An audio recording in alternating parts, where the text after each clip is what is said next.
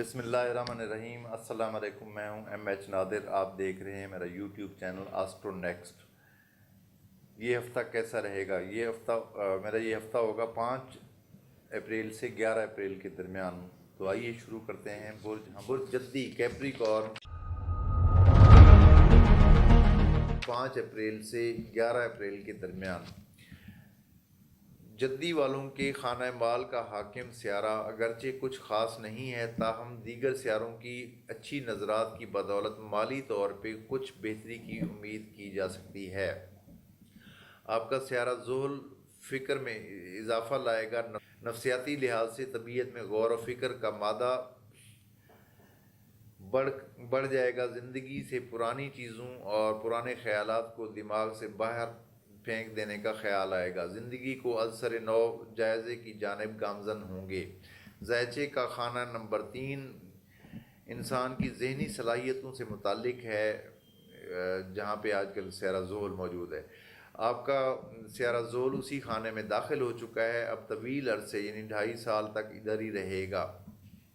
کاروباری افراد کے لیے یہ ہفتہ ملا جلا گزرے گا، تاہم اسٹاک مارکیٹ سے تعلق رکھنے والے افراد کو مالی فوائد کی امید کی جا سکتی ہے۔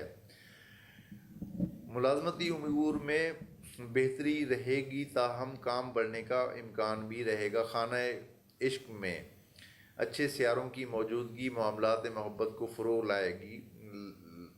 محبوب سے وفا ہوگی۔ شریک حیات کے خانے میں سیارہ مریخ اختلاف پیدا کرے گا، لہٰذا شریک حیات کی باتوں سے درگزر کرنا ہی بہتر رہے گا۔ سفری امور سے خوشی ملے گی۔ روحانی امور